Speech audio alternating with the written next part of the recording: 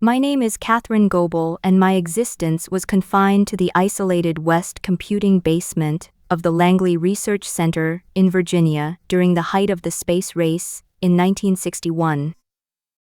I was a mathematical prodigy since childhood, capable of calculating complex differential equations in my mind, but the institutional laws of the era reduced my status to a simple colored computer.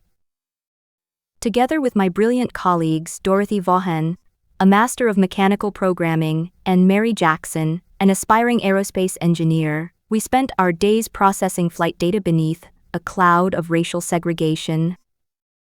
We wore plain cotton dresses and worked behind a wooden partition, our intellectual contributions systematically hidden from the white male engineers who occupied the elite upper offices of the space agency. The United States was losing the orbital race to the Soviet Union, a national crisis that forced the administration to seek exceptional mathematical minds, regardless of the skin color of the individuals who possessed them. The critical escalation of my corporate trajectory materialized when the senior director of the Space Task Group, a pragmatic, intense manager named Al Harrison, demanded a human calculator who possessed absolute expertise in analytic geometry. I was selected for the assignment, walking into the main research laboratory holding my colored workspace box, while 30 white engineers stared at my frame with an expression of pure administrative shock. They mistakenly assumed I was a newly arrived custodian, refusing to share their coffee pots or their research ledgers with a colored woman who had just entered their inner sanctuary. Instead of retreating into compliance, I took my seat at the rear desk, sharpened my pencils, and began to review the classified trajectory data for the upcoming manned orbital flight path with an absolute clinical focus.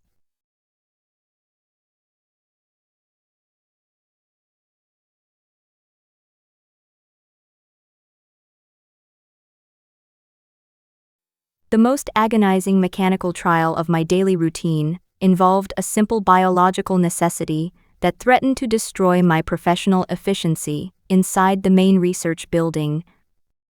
There was no designated restroom for colored women inside the elite space complex, forcing me to gather my research files and sprint 2 kilometers across the campus to the Old West area just to use the facility. I would execute this frantic run in high heels under the burning Virginia sun 3 times a day, my mind calculating orbital equations while my body endured the deep degradation of the institutional laws. One afternoon, Al Harrison cornered my frame as I returned to my desk, demanding to know why his top calculator disappeared for 45 minutes every single day during critical tracking simulations.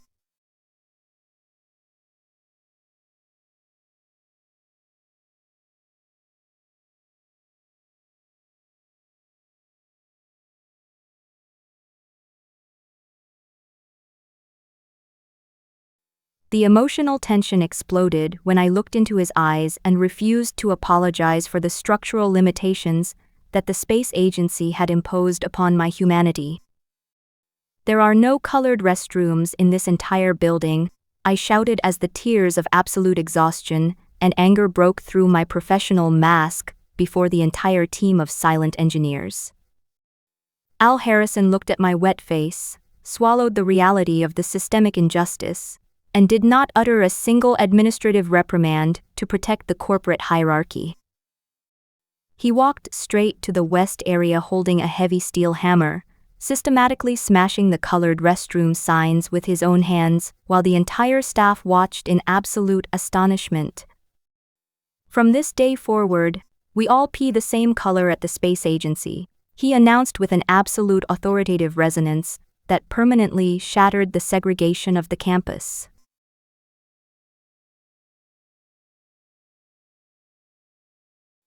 The ultimate validation of my mathematical sovereignty occurred on the morning of the historic orbital launch of astronaut John Glenn into space. The newly installed IBM digital computers had experienced a critical electrical surge, generating conflicting trajectory calculations that threatened to burn the spacecraft during its atmospheric re-entry phase. John Glenn refused to board the rocket, demanding that the computer girl, the colored woman whose mind he trusted explicitly, manually verify the digital coordinates before the countdown commenced. I spent 2 frantic hours calculating the complex polynomial equations on a massive chalkboard, my fingers covered in white chalk as the entire nation waited for the final launch command. I delivered the verified numbers to the control center. The launch was awesome. The return of the spacecraft was a terrifying physical event, as a mechanical failure in the heat shield forced the control room to execute a high-risk manual guidance recovery. I stood behind Al Harrison, utilizing my real-time coordinates to direct the recovery teams toward the precise oceanic landing zone before the communications blackout severed our connection. When John Glenn safely emerged from the capsule, the entire laboratory erupted into a massive grand symphony of absolute triumph, the white engineers turning to shake my hand with genuine professional reverence. I was no longer an invisible colored computer hidden in the basement. I was the sovereign architect of the orbital math that had guided the nation into the space age. I stood by the massive windows of the Langley complex looking out at the launch pad, my hands clean of chalk, while the golden light of the afternoon sun illuminated my new permanent desk in the center of the laboratory. The chase was officially over, replaced by a historic landscape of absolute equality, where our names were written on the official research documents of the government. Dorothy Vaughan was promoted to head the new digital programming division. Mary Jackson became the first licensed African-American female aerospace engineer, and my calculations became the standard foundation for the eventual voyage to the moon. The hidden equations had been brought. The intellectual hierarchy of the Space Task Group was challenged when a senior theoretical physicist deliberately altered the initial parameters of the orbital calculations on the main laboratory blackboard. He intended to prove that a female-colored computer could not manage the fluid dynamics of a high-velocity atmospheric entry trajectory. I observed the altered numbers during the midnight shift, stepped toward the massive slate board, and utilized a single piece of white chalk to systematically dismantle his flawed mathematical logic. I spent 3 hours executing a complex sequence of algebraic corrections, restoring the precise trajectory matrix before the morning administrative team arrived for their daily review. When Al Harrison entered the room, he noticed the flawless correction, turning to look at my silent frame with a profound architectural respect that silenced the entire engineering department for the rest of the week.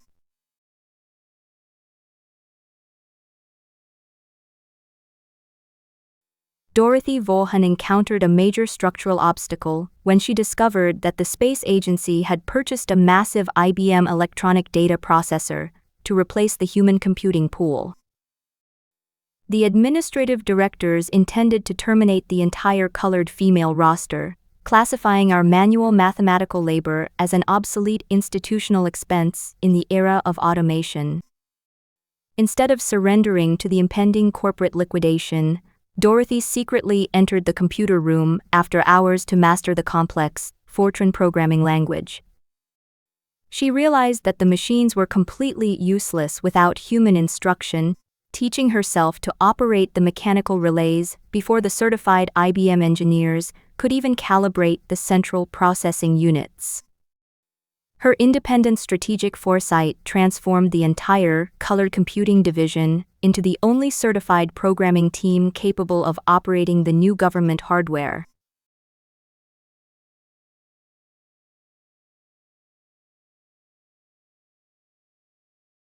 Mary Jackson faced an absolute systemic barrier when she attempted to enroll in an advanced night class at a segregated high school to complete her graduate aerospace engineering credentials.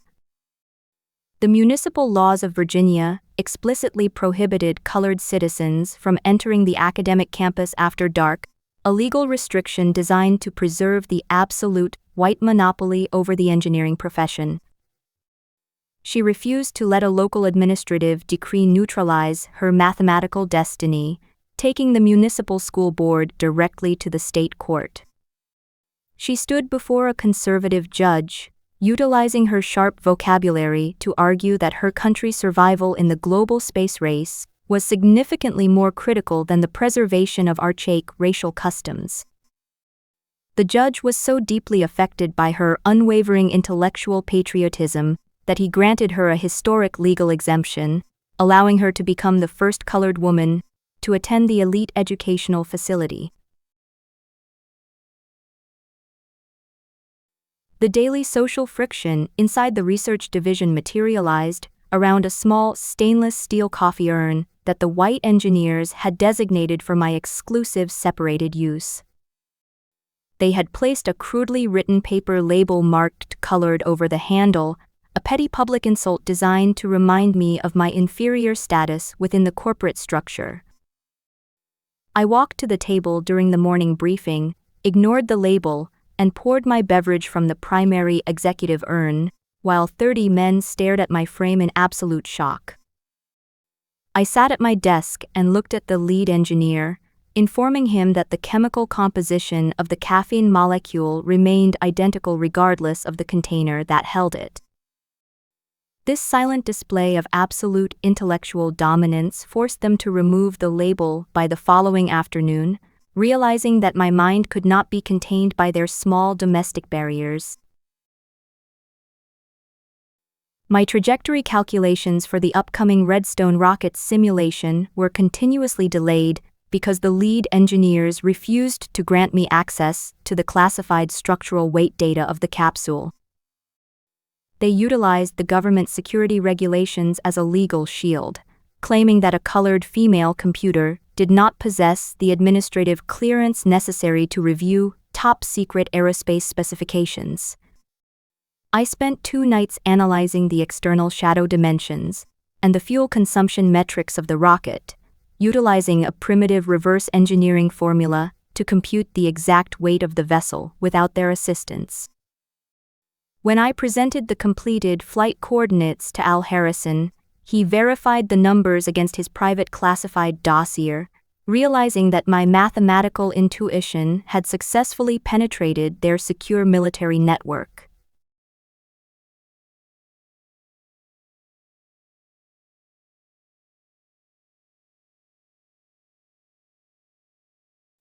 A sudden guidance failure during an unmanned test launch created a national crisis when the vehicle experienced a rapid loss of pressure over the Atlantic Ocean. The digital telemetry data was completely fragmented, leaving the control room unable to identify the precise mechanical anomaly that had caused the structural disintegration. Al Harrison handed me a box of chalk, commanded the entire staff to clear the floor, and ordered me to recreate the entire launch sequence on the massive laboratory walls. I spent 6 hours writing thousands of characters of calculus, my hands bleeding from the abrasive stone while my mind traced the invisible path of the dying rocket. I located the exact microsecond where the aerodynamic pressure had overwhelmed the escape tower, providing the engineers with the precise diagnostic blueprint necessary to save the entire space program from a permanent administrative cancellation. The professional isolation of my position reached its absolute peak when the senior staff refused to include my name on the official research reports that I had single-handedly computed for the space agency. The lead engineer stated that computers were merely administrative tools and that only the certified male aerospace engineers had the legal right to sign the final technical blueprints sent to Washington. I spent 3 weeks reviewing the Federal Administrative Manual, discovering a forgotten clause that required the signature of the primary mathematical compiler to validate all international ballistic calculations. I marched into the director's office, presented the text, and informed him that his reports were legally worthless without my signature, forcing him to include my name on the header of every document that left the facility.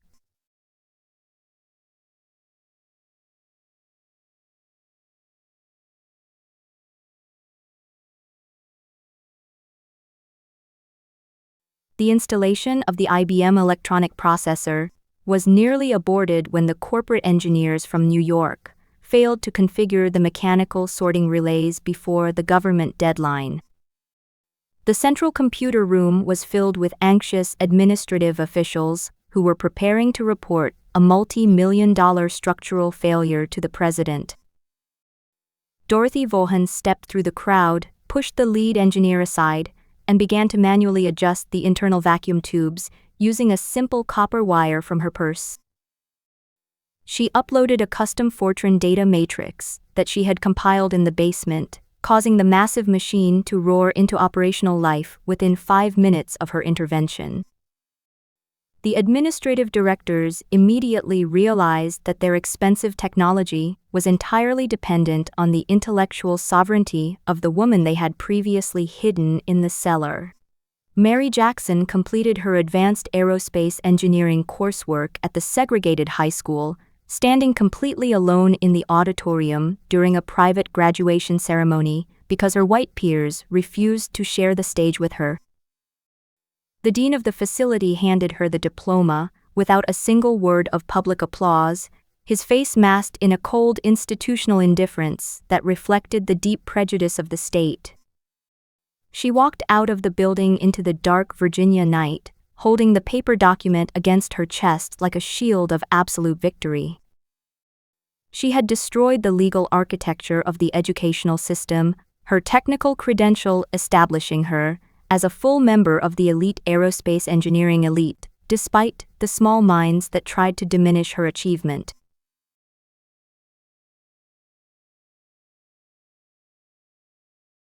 An independent military audit team from the Pentagon arrived at Langley to review the structural safety of the upcoming Mercury orbital flight path, their faces grim and unreadable as they inspected our mathematical models. They expressed deep skepticism regarding the trajectory coordinates compiled by a colored female computer, demanding a live demonstration of my analytical methods before a committee of top naval officers.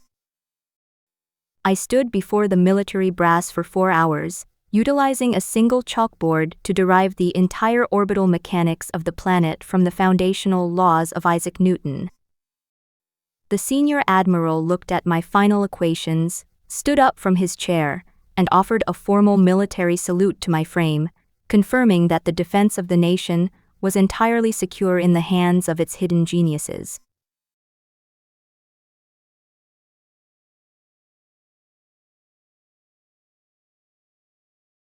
Mary Jackson executed her first official assignment as an aerospace engineer by supervising a high-risk wind tunnel test on an experimental heat shield prototype. The male technicians initially refused to adjust the velocity valves according to her calculations, openly predicting that her models would cause the structural destruction of the expensive testing facility. She maintained an absolute professional composure, took control of the mechanical manual overrides, and activated the high-speed turbines to simulate the extreme friction of atmospheric entry. The prototype survived the test with a 0% structural deviation, validating her design parameters and forcing the technical staff to accept her as the absolute sovereign authority of the engineering laboratory. The institutional division of the Langley Research Campus extended even into the communal dining facilities, where a single small table in the rear corner was reserved for the colored female staff. We sat together every afternoon, eating our home-packed meals while the white administrative secretaries occupied the massive, sunlit terrace overlooking the runway. Dorothy, Mary, and I utilized these brief lunch breaks to coordinate our strategic operations, mapping out paths for our junior computing staff, and sharing the latest developments in digital programming technology. We realized that our small table was the actual intellectual epicenter of the entire space agency, a private sanctuary of genius where the future of human spaceflight was being systematically engineered every single day. My efforts to attend the daily tracking briefings with the senior aerospace engineers were repeatedly rejected by the lead coordinator, who claimed that there was no historical precedent for a woman entering the strategic briefing theater. He stated that the meetings were strictly reserved for the active flight crew and the engineering elite, and that my presence would disrupt the operational rhythm of the military personnel. I informed him that the historical precedent was currently being rewritten by the Soviet Union, which had already put a man in orbit while our team was still arguing about the gender of its mathematicians. I turned Al Harrison, demanding to know if the objective of the Space Task Group was to preserve ancient social etiquette, or to reach the stars before the country collapsed. Al Harrison responded to my confrontation by issuing a mandatory administrative decree that granted me permanent access to all future strategic tracking briefings, a corporate policy shift that shattered the traditional gender barriers of the space agency. I walked into the briefing room the following morning, taking my place at the main conference table beside the military officers and the elite aerospace directors who looked at my frame with an intense, silent hostility. I ignored their glares, opened my research leather folder, and immediately delivered a comprehensive analysis of the orbital insertion vector that reduced their previous calculations to absolute mathematical garbage. My unyielding intellectual presence transformed the entire dynamic of the briefings, forcing the engineering elite to judge my work based entirely on its clinical accuracy. The launch date for the orbital flight path was threatened by a severe translation delay inside the IBM computer room as the digital machines were continually generating system errors due to a structural flaw in their internal vacuum logic. The white male programmers spent 3 days attempting to debug the system, their chaotic methods failing to locate the precise mathematical contradiction that was paralyzing the hardware. Dorothy Vaughan entered the facility with her team of colored programmers, utilizing her manual flowcharts to track the electronic signal transmissions through the mechanical relays. She identified a single misplaced line of binary code that was looping the data stream, correcting the error within 10 minutes and restoring the entire automated tracking network to its peak operational frequency.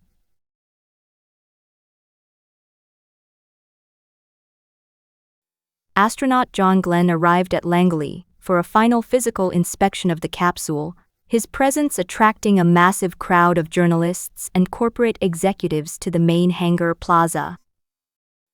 As he walked through the line of formal administrative officials, he noticed our small group of colored computers standing near the rear perimeter of the crowd. He bypassed the senior directors, walked straight to our position, and shook our hands with a genuine warmth that stunned the local press corps, who were documenting the event. He looked at my face, stating that he had reviewed my mathematical models in Washington, and that he felt an absolute personal security, knowing that a mind of my caliber was calculating his return vector from the heavens. The municipal authorities in Hampton attempt to implement a radical segregation ordinance that would have forced Mary Jackson to resign from her engineering position due to her daily presence inside the previously white municipal research facilities.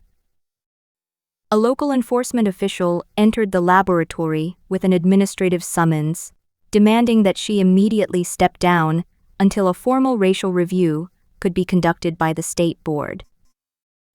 Al Harrison stepped out of his office, grabbed the paper summons from the officer's hands, and tore it into small pieces before the entire staff. This installation belongs to the federal government of the United States, and your state laws have zero jurisdiction over the geniuses who are putting our country into space, he shouted as he escorted the official out. The absolute final week before the scheduled orbital countdown was characterized by an intense mathematical crunch that required 16 hours of continuous analytical labor every single day. I lived at my desk, my mind completely detached from the social landscape of the outside world, as I calculated the precise entry angles for 30 different emergency landing scenarios.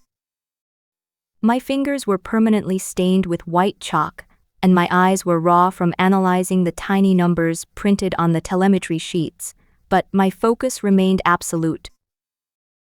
I knew that a single decimal error or a minor miscalculation in the polynomial matrix would result in the immediate incineration of the capsule during its descent, a heavy responsibility that kept me anchored to my terminal until dawn.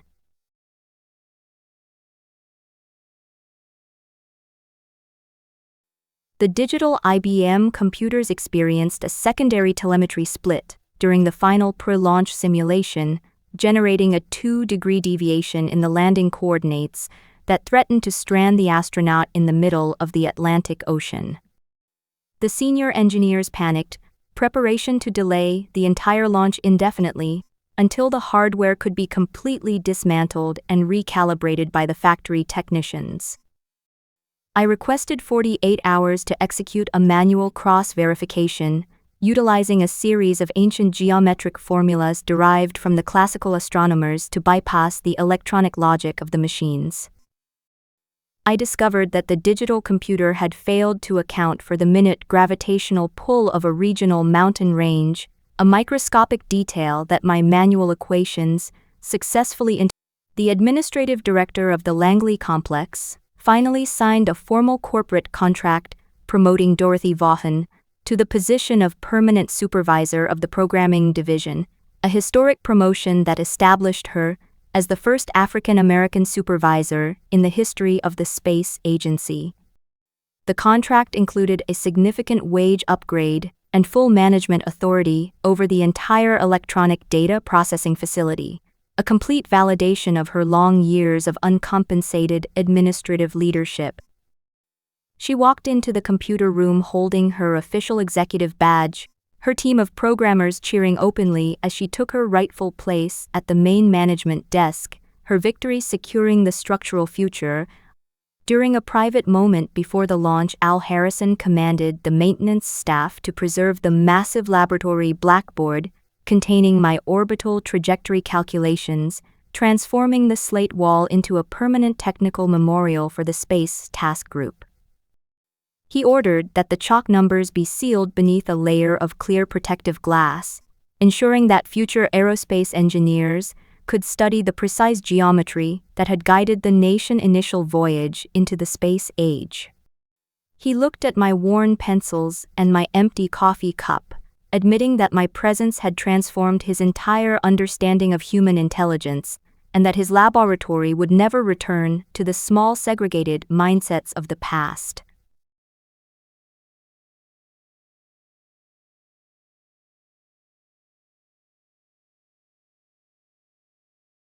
The actual orbital launch commenced on a bright Tuesday morning, but the initial ascent was immediately compromised when a minor capsule deviation occurred during the secondary stage separation phase. The spacecraft tracking signal began to drift away from the automated computer models, creating an immediate panic inside the central control room in Florida. Al Harrison telephoned my terminal at Langley, demanding that I execute a real-time trajectory adjustment based on the raw radar data streaming from the naval tracking ships. I spent 12 minutes executing frantic manual calculations, my mind projecting the survival path of the astronaut through the dark void of space, until I managed to locate precise correction vector necessary to stabilize his orbit. The orbital mission reached its absolute peak of psychological terror during the third pass around the planet, when an automated sensor indicator reported that the capsule main heat shield had broken loose from its structural mounts. If the report was accurate, John Glenn would be completely cremated within seconds of hitting the dense layers of the upper atmosphere during his return descent. The control room directors were completely paralyzed by the crisis, unable to determine if the report was a mechanical reality or a simple electrical malfunction within the automated sensor network. I was summoned to the central communication terminal, my mind tasked with analyzing the thermal friction data to determine the maximum structural survival time of the vessel.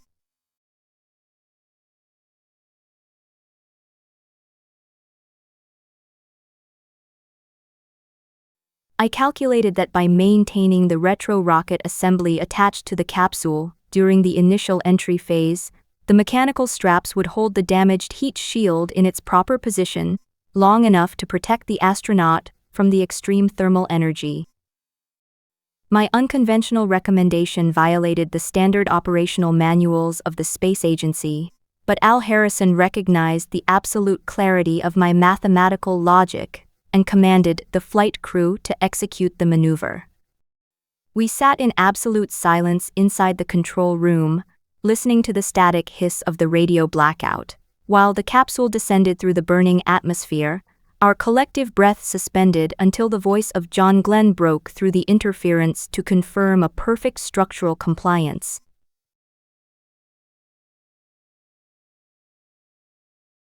The capsule deployed its parachutes over the designated recovery zone with an absolute mathematical precision, landing within 3 kilometers of the primary naval vessel that Mary Jackson and I had selected during our initial orbital mapping sessions.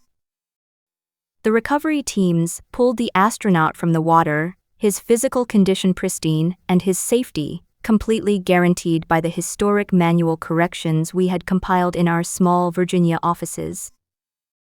The entire nation erupted into a massive celebration of technological triumph, the television networks broadcasting the images of the capsule, while the name of Katharine Goebel was read into the official congressional records as the primary mathematical architect of the mission.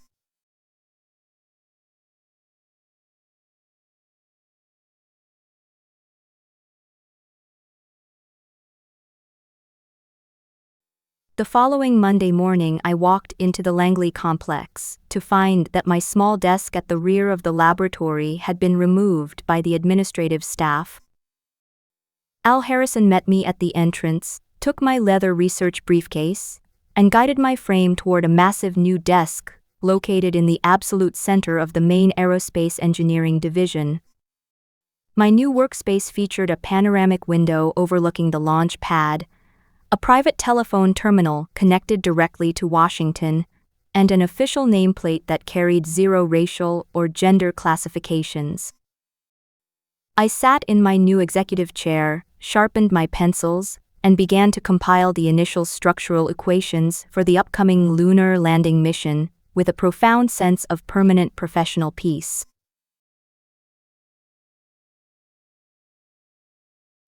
The ultimate emotional validation of our long collective struggle materialized when the senior directors of NASA invited Dorothy, Mary, and myself to attend a formal state banquet at the White House to receive the National Medal of Science from the President. We stood on the polished ballroom floor, dressed in beautiful formal gowns, while the leaders of the global scientific community offered a standing ovation to our historical contributions. I looked at my friends, their faces radiant with a magnificent dignity that had survived the dark basements and the segregated lines of our youth, realizing that our numbers had permanently altered the cultural landscape of our nation.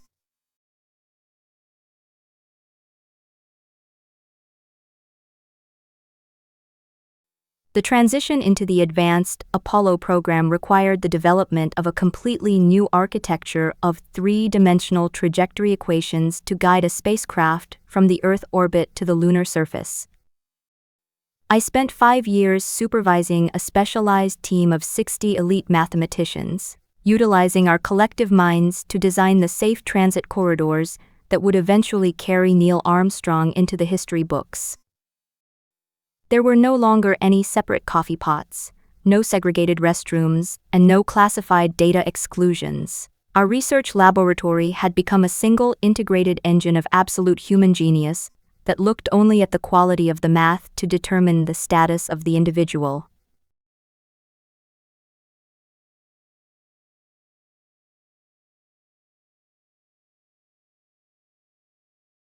"30 years passed in a blur of advanced orbital calculations, satellite deployments, and the quiet, deep satisfaction of a legitimate career that had helped redefine the boundaries of human knowledge.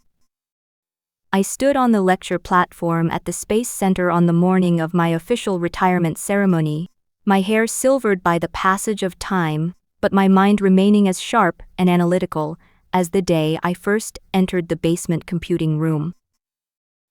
A new generation of female and colored engineers sat in the audience, their pristine corporate credentials and their executive positions standing as a living monument to the institutional barriers we had systematically smashed through the power of our intellect.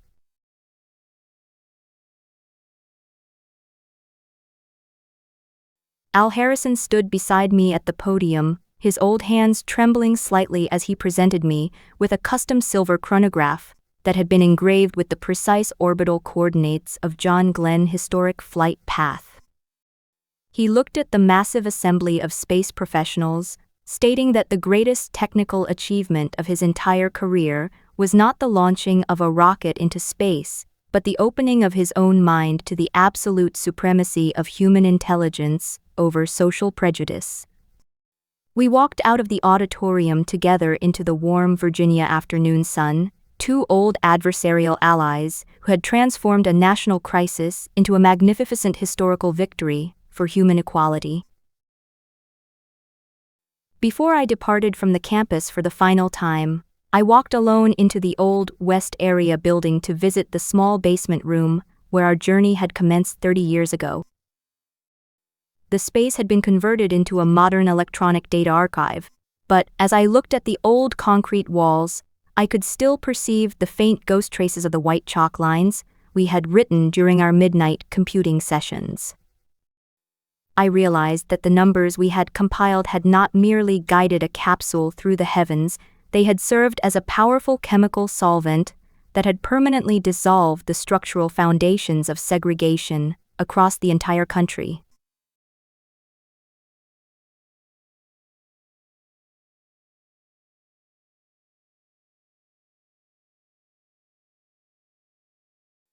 The telephone terminal in my private study rang on a quiet evening in late autumn, the voice on the other end carrying the familiar warm cadence of John Glenn, who was calling from his retirement estate in Ohio.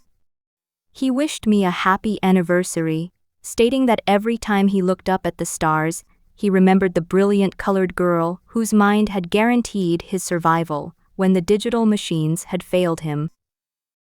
We spent an hour discussing the future of the space program, our conversation filled with a serene satisfaction that acknowledged the absolute permanence of the historical equation we had constructed together through 6 months of intense administrative warfare.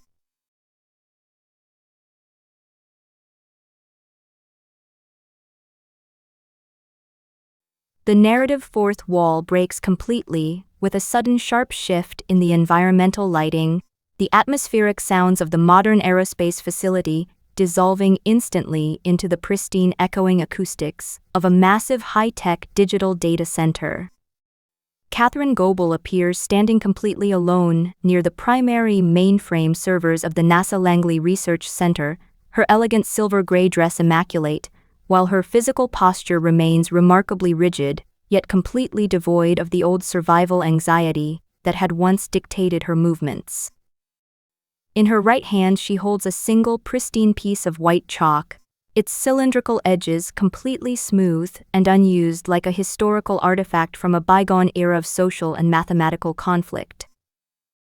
Her expression is entirely serene and unreadable, her mature face illuminated by the brilliant blue glare of the server status lights, which stream through the massive glass walls of the high-rise facility, reflecting in her wide calm eyes without a single flicker of uncertainty or residual grief for the choices she executed. She does not look at the executive offices or toward the busy technicians monitoring the automated systems, choosing instead to turn her head slowly toward the primary viewpoint, looking directly into the lens with an absolute chilling finality that permanently compiles the timeline of her ascension. She raises the piece of chalk slightly as if presenting a final piece of unredacted evidence to an invisible global jury of her peers, her lips parting into a faint phantom smile that celebrates the absolute completion of her transition from a hidden basement computer into the sovereign master of her own destiny. The ambient lighting of the server room drops by a single precise octave as the internal electronic systems activate their night mode configurations, the soft background hum of the cooling fans terminating with a low static hiss. The camera remains completely stationary, locking onto her frozen gaze for 5 long suspended seconds of profound psychological resolution before the final status light flickers once, and the screen slowly fades to a deep, permanent midnight black.